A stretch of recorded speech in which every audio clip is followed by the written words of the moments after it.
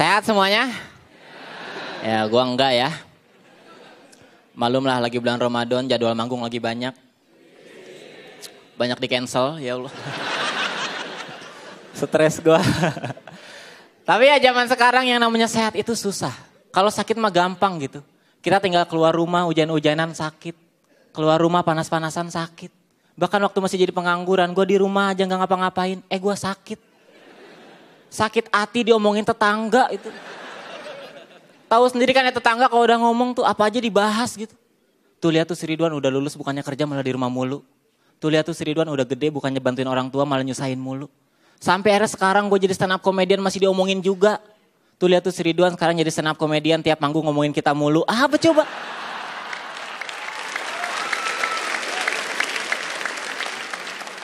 Sakit loh hati gue. Hati gue tuh lembut. Tapi ya jujur buat hidup sehat tuh susah. Apalagi gue ini seorang perokok. Bagi gue rokok itu adalah gaya hidup. Makanya kalau ada yang bilang rokok membunuhmu, gue gak takut. Karena rokok buat gaya. Kalau mau bunuh ya bunuh aja. Toh percuma juga gue hidup kalau mati gaya.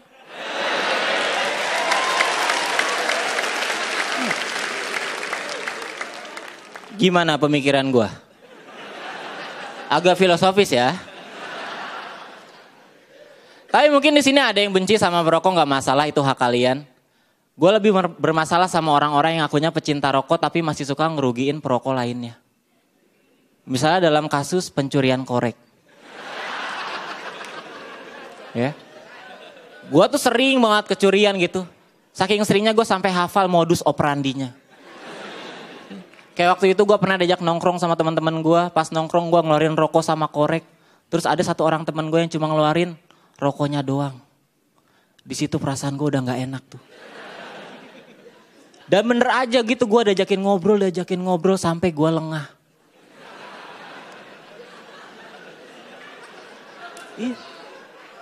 Pas gue udah mau balik gue baru sadar nih korek gue hilang kemana. Perasaan tadi di atas meja dah. Apa jatuh ke kolong ya? Itu gue cari-cari nggak ada. Gue miss call nggak aktif. Gue mau nanya temen gue juga gak enak, takut tersinggung ya kan. Masa cuman gara-gara korek doang kami berantem sih. Akhirnya yang bisa gue lakuin apa coba? Ya udahlah ikhlasin aja gitu. Padahal ya yang jadi masalah adalah ketika gue udah ikhlas, beberapa hari kemudian gue nongkrong bareng lagi sama temen gue. Terus gue ngeliat ada orang yang koreknya mirip sama kayak gue. Kan gue jadi curiga ya. Korek kayak kenal nih.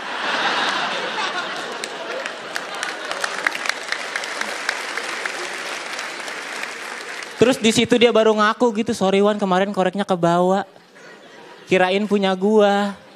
Abis pas gua pegang-pegang rasanya sama lah. Alasan macem apa itu? Kata gua sini balikin. Pas gua lihat buset abis. Lu pakai apa lu minum? Gua pakai Wan, pakai minum, buset.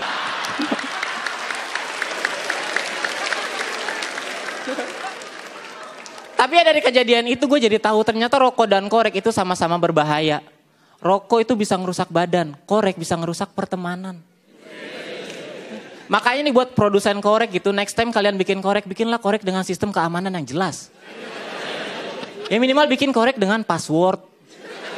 Jadi kalau korek kita diambil orang, minimal di tangan pencuri korek kita nggak guna karena ada passwordnya. Password ini penting loh, gue sih gini ya. Kalau modus pencurian korek ini gak pernah ada solusinya. Gue cuma takut modus yang sama bakal digunain sama penjahat buat ngelakuin tindak kriminal yang lebih besar lagi gitu. Gue kan gak mau ketika gue nanti udah punya keluarga terus diajakin nongkrong bareng sama teman-teman gue. Gue bawa anak sama istri gue. Terus tiba-tiba ada yang cuma bawa anaknya doang.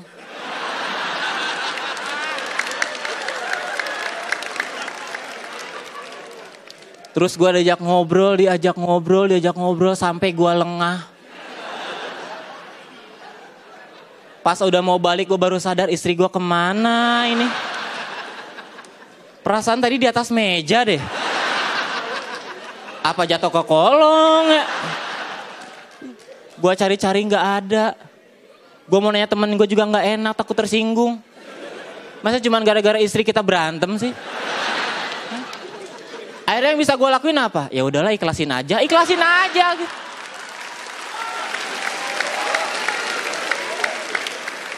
Masalahnya yang gue takut, nanti kejadiannya terulang lagi gitu. Gue udah ikhlas beberapa hari kemudian. Gue nongkrong lagi sama teman-teman gue. Terus ada yang bawa istri bentuknya mirip kayak punya gue. Kan gue jadi curiga gitu ya. Istri kayak kenal nih.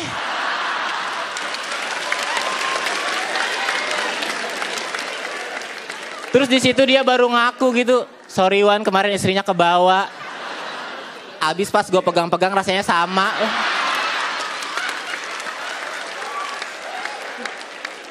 Alasan macem apa? Udah diapain aja istri gue sama lu? Belum diapa-apain Wan, masih utuh. Kok bisa sih? Ya kan gue gak tahu passwordnya. Nah, itu gunanya password ya. Terima kasih gue Ridwan, selamat malam semua. Ridwan Kamu luar biasa, Remin. Aduh. Langsung aja lah kita dengarkan apa kata Bang Panji. Remin, kalau menurut gua ledakan tawanya sih nggak sekuat minggu-minggu sebelumnya. Tapi dari sisi penulisan sangat layak untuk dikagumi. Itu barusan satu set tuh keren banget, buset dah. Yang tadi ngomongin soal mati dan gaya, kemudian ke mati gaya. Itu tuh gue sama Pak Ade tuh sampai, wah bagus ya. Kita bisa gak ya nulis kayak dia gitu. Kompetisi itu panjang tapi makin minggu makin baik gitu. Makasih Bang Panji. Remin. Nih kita ngomongin teknis ya. Yang patut dikagumi dari sisi teknis mati gaya itu tadi. Terus udah gitu kita ngomongin soal, tadi gue ngomong sama si Calontong tuh. Soal ketika lu mulai mengulang joke untuk subjek yang berbeda gitu. Satu joke diulang, kita ada nebak-nebakan. Tadi lu nebak berhentinya di mana ya? Di 7 menit. Bukan waktunya. Joknya. Jokesnya, bukan durasi, Ca. Bukan maksud Subjek, panggungnya tekniknya. ketika dia. Nggak usah ngajak ngobrol Calontong deh. Tadi tuh kita udah diskusi nih, ini nutupnya nih di gue pegang-pegang rasanya sama. Ntar Bang Panji, diginiin coba sama Calontong. Bang Panji. Apa sih? Gitu itu artinya apa, Ca? Masa diginiin? Kan dia bisa lihat lewat tayangan, gak usah diomongin. Oh iya. Orang ngajak ngomong sendiri Gue sekarang dijawab. gak respect sama lu terus terang Ji. Sama gue, kenapa gak respect sama gue justru? Lu gak pernah memperhatikan kesehatan diri lu sendiri. Iya nih gue stres nih, gila nih gue kayaknya lama-lama nih. Poin gue gini. Gue menghargai Remin dan keberanian dan sikapnya. Jadi orang tuh punya sikap gitu, terus punya nyali gitu, berani ngambil resiko tuh gue kagumin. Jadi bagus banget dari Ridwan Remin malam hari ini bagus sekali. Thank you ya, udah ngasih pertunjukan yang bagus. Thank you. Terima kasih. Berikutnya silakan komentar dari Bung Cak Lontong. Kalau Bung ya Bung, kalau Cak ya Cak. Jangan Cak Bung Lontong. nggak harus dibalik. Oh iya. Lontong, Kalau Bung Bung ya Cak. Bung, kalau Cak ya Cak. Oh iya. Jadi nggak usah pakai lontong, Bung Cak gitu aja.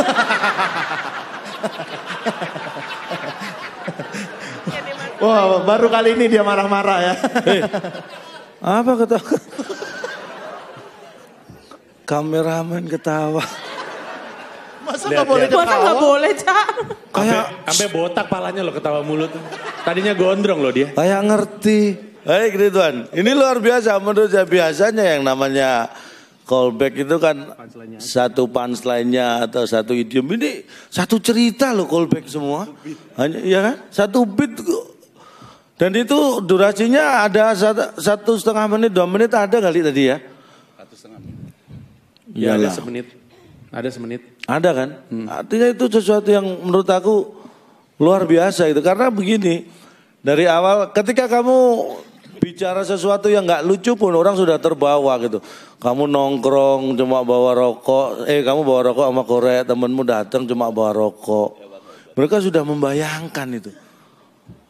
Jadi apa maksud saya begini, apa yang kamu sampaikan itu diikutin orang, diikutin dalam arti ingin mengetahui kelanjutannya apa. Ini yang susah dan menurut saya itu luar biasa. Very good job. Terima kasih Calontong. Very good job dari Calontong. Berikutnya